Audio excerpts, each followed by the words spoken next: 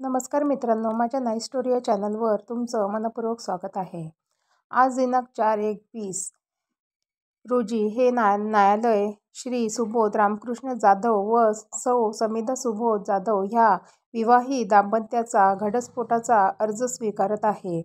घटस्फोट अर्जात दोन्ही बाजूने विनाअट होकार दर्शविला आहे, पण मुलांच्या भवितव्याचा विचार दोन्ही बाजूंनी पुन्हा एकदा व्हावा असे न्यायालयास वाटत आहे. दोन्ही पक्षकारांनी मिळून चांगले समुपदेशन करणाऱ्या काउन्सिलरकडे जाऊन आपसात पुन्हा एकदा बोलून पाहावे. संसार जोडणे सोपे असते, पण तो तुटल्यानंतर पुन्हा नव्याने उभे राहणे अवघड असते. आपसातील काही गैरसमज असतील, चुका असतील तर त्यावर संपूर्ण कुटुंबातील सदस्यांनी एकत्र येऊन तोडगा काढण्याचा प्रयत्न करून पाहावा. गोखले न्यायाधीश समिधा आणि सुबोधकडे आशावादी चेहऱ्याने पाहत म्हणाले. 6 महिन्यांनी दोन्ही वकिलांनी काउन्सिलिंगचा अहवाल न्यायालयासमोर सादर करावा. आपण हे कोर्ट पुढील तारीख 4/5/7/2020 वार सोमवार रोजी देत आहे. आपले वैवाहिक जीवन असे तडकाफडकी निर्णय घेऊन ते संपविणे योग्य नाही, म्हणून हे न्यायालय आपणास पुढील तारीख देऊन लग्नच नव्हे तर एक कुटुंब वाचवण्यासाठी शेवटची संधी देत आहे. सामान्य कोर्टाने दोन्ही बाजूच्या वकिलांना सूचना करत जाधव दाम्पत्याचा घटस्फोटाचा अर्ज स्वीकारला खरा, पण 6 महिने थांबून विचारपूर्वक निर्णय घेण्यासाठी वेळ दिला. न्यायाधीश महोदयांनी अपेक्षित असा सल्ला देऊन पुढची तारीख दिल्यावर सर्व जण कोर्टातून बाहेर आले. सुबोध त्यांच्या वकिलाशी काहीतरी चर्चा करण्यात गुंतला होता, पण समिधासुद्धा तिच्या निमसे वकीलबाईंना पुढील घडामोडींचा अंदाज घेण्यासाठी सल्ला घेत होती. समिधा, कोर्टाने आज अपेक्षित असे स्टेटमेंट दिलेले आहे.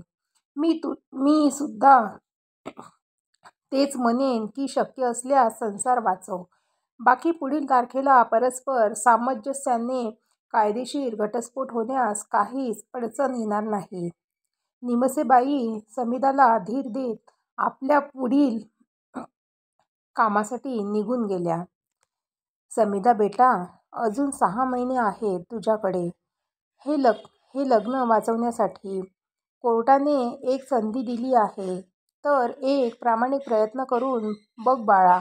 समिधाचे वडील आपल्या लाडक्या लेकीचा मोडकळीस आलेला संसार सावरण्यासाठी एक आशेचा किरण दिसल्यावर समिधाच्या डोक्यावरून हात फिरवत म्हणाले. एरवी आशीर्वाद देताना सुखी संसार होऊ दे माझ्या लेकीचा असे मनातल्या मनात म्हणणारा बाप आज त्याच लेकीच्या डोक्यावर हात ठेवून संसार वाचव पोरी असे म्हणताना होणाऱ्या यातना एक जन्मदाता बापच जाणू शकतो. बाबांच्या समाधानासाठी समिधाने चेहऱ्यावर खोटेच स्मितहास्य आणत काहीच न बोलता फक्त मान हलवून होकार दिला आणि समिधा आपल्या दोन्ही मुलांना घेऊन बाबांसोबत कोर्टातून बाहेर पडली. सुबोध मुलांकडे प्रेमाने पाहत होता, पण कोर्टातील कौटुंबिक धीरगंभीर वातावरणामध्ये त्याची मुलांसोबत बोलण्याची इच्छा असूनही हिंमत मात्र झाली नाही. मुलांवर प्रेम असूनही मीना नावाच्या एका मोहपाशात पुरता अडकलेल्या सुबोधला स्वतःच्या क्षणिक सुखासमोर मुलेसुद्धा दिसेनाशी झालेली. मुलेही त्याच्या पप्पांकडे आशेने डोळे लावून बसली होती की पप्पा मायेने जवळ घेतील, हाक मारतील, पण तसे काहीही घडले नाही.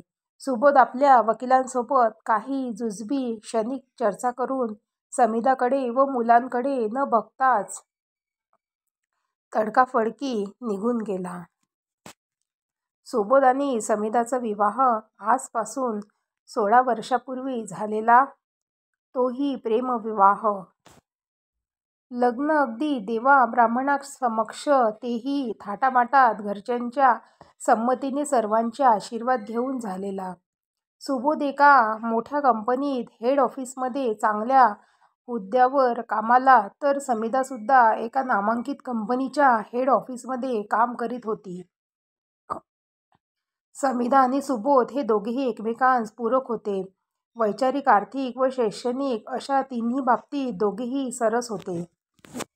लग्नानंतर सुखी संसार सुरू झालेला. पुढे 2 मुलांची जबाबदारी पाहून समिधाने आपल्या सुखी संसारासाठी व मुलांसाठी सुबोधबरोबर चर्चा करून नोकरीवर पाणी सोडले. सुबोधच्या पगारात सर्व काही सुरळीत सुरू असल्याने कधी आर्थिक अडचण व चणचण जाणवली नाही. जाधव आणि कदम अशा दोन्ही कुटुंबातील सर्वात लाडकी, अगदी लक्ष्मीनारायण ते मॉडर्न कपल पर्यंतची सर्व विशेषणे त्यांना पाहून मित्रमंडळी व नातेवाईक यांच्याकडून कौतुक करतेवेळी नेहमीच दिली जायची. 16 वर्षा संसाराच्या पेलीवर सार्थक आणि मुग्धा ही 2 गोंडसुंदर मुले आनंदात बागडत होती. पण आज ह्याच सुखी संसाराची गाडी एका अशा वळणावर येऊन थांबली होती जिथे समोर जवळपास रस्ता दिसेनासा झालेला आणि गाडीतील सहप्रवासी सुद्धा आता सामंजस्याने हा प्रवास इथे थांबवावा ह्या टोकाच्या निर्णयापर्यंत म्हणजेच घटस्फोटापर्यंत आलेले होते. समिधा मुलांसोबत स्वतःचा कोंडलेला श्वास मोकळा करण्यासाठी कोर्टातून थेट घरी न येता मुलांना घेऊन मॉलमध्ये फेरफटका मारायला गेली. मुलांना काय हवे ते खायला घेऊन दिले आणि प्ले गेम विभागात एन्जॉय करण्यासाठी त्यांच्या हातात पैसे देऊन स्वतः एका बाजूला शांत जागा पाहून विचार करीत बसली. योगायोगाने ती त्याच जागी बसली जिथे ती आणि सुबोध मॉलमध्ये आल्यावर आवडीने बसायचे. तिथे बसल्यावर तिला सुबोध जवळ येताना दिसला. समिधा, ही घे तुझी आवडती chocolate flavour ice cream. Subodh ice cream समिधाच्या हातात देत म्हणाला, मुलांना दिलीस का रे? नाही, ती त्यांच्या खेळात गुंग आहेत. त्यांचे खेळून झाले की देऊ. आता खेळू दे त्यांना मनसोक्त. तुझी व्हॅनिला फ्लेवर सुद्धा हवी हं? मला टेस्ट करायला अजिबात मिळणार नाही. सुबोध समिधापासून लांब होत म्हणाला, अरे सावकाश, पडशील खाली. सुबोध तोल जाऊन पडेल म्हणून समिधा जोरात ओरडत म्हणाली. आजूबाजूला असलेले लोक समिधाकडे आश्चर्यकारक नजरेने पाहायला लागल्यावर लाजून समिधा सुबोधकडे पाहण्यासाठी मान वळवून पाहत होती. पण सुबोध कुठे दिसला नाही. समिधा घाबरलेल्या नजरेने वेड्यासारखी पाहू लागली. ते पाहून मुग्धा व सार्थक समिधाजवळ धावत आले आणि दोघांनी समिधाला घट्ट मिठी मारली. तेव्हा समिधाला कळले की आपण पाहत होतो तो भास होता आणि जे सत्य आहे ते आता तिच्या मिठीत सामावलेले आहे. डोळ्यात अश्रू अनावर झालेल्या समिधाने स्वतःला मुलांसाठी सावरले. दोन्ही मुलांना धीर देत तिने स्वतः सहित त्यांनाही सावरले.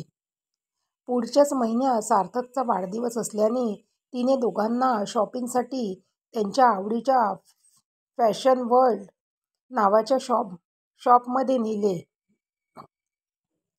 व त्यांच्या पसंतीचे कपडे घेऊन फूडबाजारमध्ये इथेच ताव मारल्यावर तिघेही आपल्या घरी परत आले. कोर्टातील गंभीर वातावरणात हिरमुसलेल्या मुलांच्या चेहऱ्यावर मॉलमध्ये शॉपिंग आणि आवडीचे फास्ट फूड खाऊन बऱ्यापैकी आनंद स्पष्टपणे झळकत होता. दोन्ही मुलांच्या डोळ्यासमोर सर्व गोष्टी गेली 3 वर्ष घडत असल्याने त्यांनाही घटस्फोट घेण्याच्या त्यांच्या मम्मी पप्पाच्या निर्णयाचा फारसा धक्का बसला नाही. मुद्दा आता 8वीला व व सार्थक चौथीला असल्याने त्या मानाने दोन्ही मुले काय सुरू आहे हे समजण्या एवढे समजूतदार झालेली होती. सार्थक जरी लहान असला तरी मुद्दाच्या तिच्या मम्मीच्या जीवाची होणारी घालमेल स्पष्टपणे जाणवत होती. समिधा आणि सुबोध दोघांनी परस्पर संमतीने काही मुद्दे आपसात चर्चा करून आधीच सोडवले होते. मुलांचा ताबा देण्याच्या अटीवर समिधाने पोटगीवर पाणी सोडले होते. राहता फ्लॅटवर विकून येणारे पैशातून शिल्लक असलेलं कर्ज फेडून उरलेले पैशामध्ये समिधा दुसरीकडे 1 BHK फ्लॅट घेऊन मुलांसोबत राहणार होती. अशा काही गोष्टींवर दोघांचे एकमत झालेले त्यामुळे घटस्फोट घेण्यास आता कायदेशीर सोपस्कर पार पाडणे एवढा एकच मुद्दा शिल्लक होता. सुबोधसुद्धा इकडच्या फ्लॅटचे कर्ज फेडल्यावर स्वतःसाठी एक नवीन फ्लॅट घेण्याच्या तयारीत होता. सध्या तो त्याच्या मीना नावाच्या प्रेयसीसोबत लिव्ह इन रिलेशनशिपमध्ये गेल्या 2 वर्षापासून एक फ्लॅट भाड्याने घेऊन राहत होता. सुबोध वेगळा राहायला लागल्यापासून घरी येणे जाणे त्याने जवळजवळ बंदच केले होते.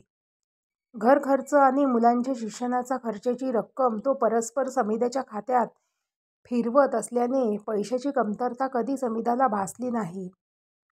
पण आता विभक्त झाल्यावर सुबोधकडून 1 रुपयासुद्धा न घेता आपण आपल्या पायावर उभे राहून हा संसाराचा गाडा एकट्याने चालवावा असा समिधाने मनाशी ठाम पक्का विचार केला होता. पण स्वतः नोकरीला गेल्यावर मुलांकडे कोण पाहणार हा प्रश्न तिच्या डोळ्यासमोर वासून उभा होता. आधी नोकरीचे पाहूया मग बाकी सगळं असा पक्का विचार मनाशी करून ती सध्या शोधायच्या मार्गावर होती. आधीच्या जॉबला सोडून जवळपास 8 वर्ष उलटून गेल्याने तिच्याकडे सध्याच्या कामाचा अनुभव नसणे हा अडचणीचा विषय झाला होता. बरेच प्रयत्न करूनही जॉबचे कुठे काही होत नव्हते. पण समिधाचे प्रयत्न मात्र जोमाने सुरूच होते.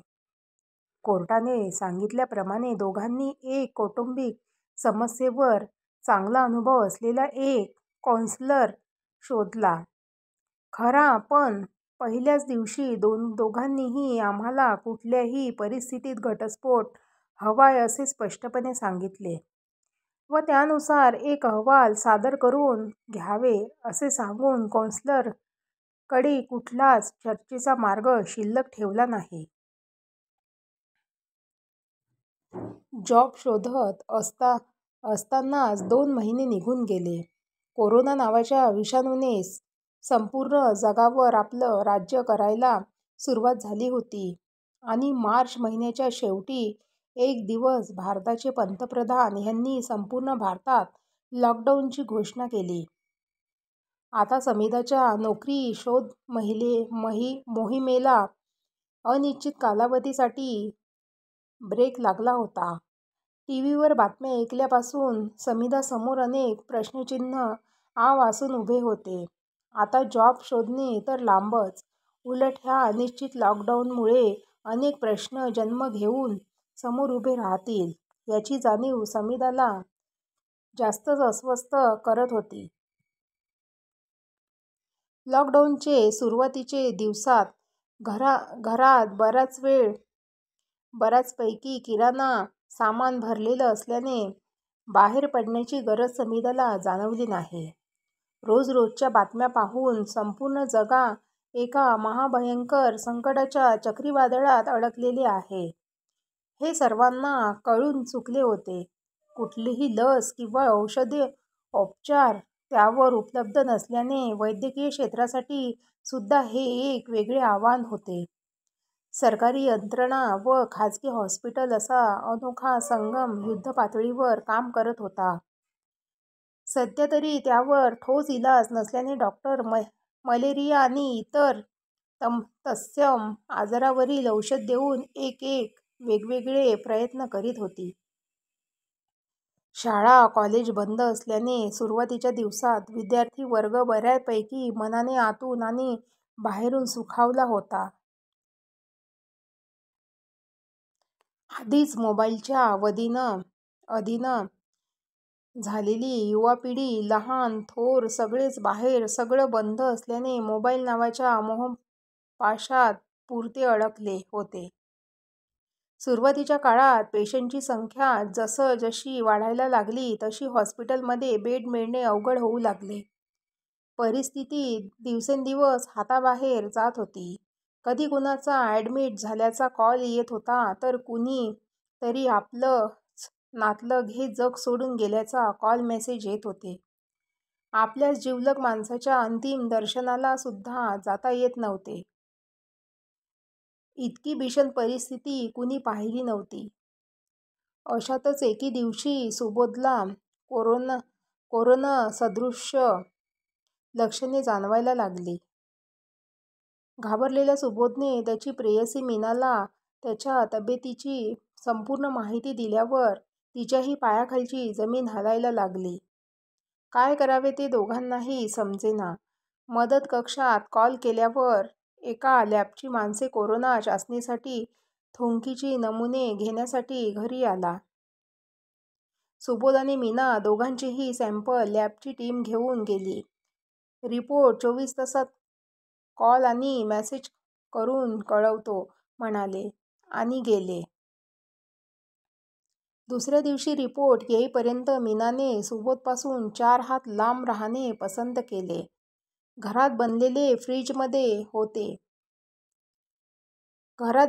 फ्रीजमध्ये होते ते सुबोधने भूक लागल्यावर गरम करून खाल्ले. आणि दुसऱ्या दिवशी सुबोधचा रिपोर्ट पॉझिटिव्ह आला. दुर्दैवाने मीनाचा रिपोर्ट निगेटिव्ह आला. सुबोधला ताबडतोब हॉस्पिटलमध्ये हलवणे गरजेचे आहे असे सांगून लॅबची टीम निघून गेली. मीनाला स्वतःची टेस्ट निगेटिव्ह आल्याचा प्रचंड आनंद झाला. फोन करून सर्व मित्र आणि नातेवाईकांना ह्यांना ती तिचा रिपोर्ट शेअर करीत राहिली. पण हे सगळं करत असताना तिला सुबोधचा रिपोर्ट पॉझिटिव्ह आलाय हे ध्यानातच नव्हते. काही वेळाने जेव्हा सुबोधचा खोकला वाढायला लागला आणि ते पाहून वस्तुस्थिती लक्षात आल्यावर तिच्या आनंदावर विरजण पडले. थोडे भानावर येऊन ती बेडरूममध्ये निघून गेली आणि काही वेळाने एक बॅग भरून बाहेर आली. सुबोधला वाटले हिने त्याला ॲडमिट करण्यासाठी त्याचे कपडे असलेली व काही जरुरी वस्तू घेऊन बॅग भरली असेल. पण तो भ्रमाचा भोपळा काही क्षणात फुटला जेव्हा मीना त्याला ती हे घर सोडून दुसरीकडे राहायला जात आहे असे सांगून जायला निघाली. अगं मीना, तू मला ह्या अवस्थेत सोडून कुठे निघालीस? मला हॉस्पिटलमध्ये ॲडमिट करणे गरजेचे आहे. तुला माहीत असूनही तू मला अशा अवस्थेत सोडून जाऊच कशी शकते? सुबोध मीनाला एकदा समजवण्याचा प्रयत्न करीत म्हणाला. सुबोध, तुला कोविड रोग झालाय. आता बाहेर हॉस्पिटलमध्ये बेड उपलब्ध नाहीयेत. मी एकटी तुला घेऊन कुठे फिरणार? तुझं आयुष्य जगून झालंय. माझं आयुष्य तर आता कुठे सुरू होतंय. तुझ्यासोबत राहून मलाही कोविड होऊ शकतो. मी स्वतःचा जीव धोक्यात टाकून तुझ्या सोबत नाही राहू शकत.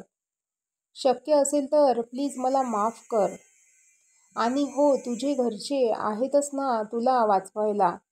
तुझी बायको आहे, आईवडील आहेत, भाऊ आहे. दरवेळी त्यांना काही लागले की पैसे पाठवतोस ना तू. मग आता तू त्यांची गरज आहे तर घे बोलवून. मी निघते, बाय. एवढे बोलून झाल्यावर मीना सुबोधच्या प्रतिक्रियेची वाट बघायला सुद्धा थांबली नाही. दरवाजा उघडून बॅग घेऊन निघून गेली. निशब्द झालेला सुबोध तिला अडवू शकला नाही. मित्रांनो, यानंतरची स्टोरी मी तुम्हाला लवकरच आणेल. तर माझ्या चॅनलवर असेच येत राहा आणि माझ्या चॅनलला जर तुम्ही सबस्क्राईब केले नसेल तर लवकर लाईक आणि सबस्क्राईब करा. थँक्यू.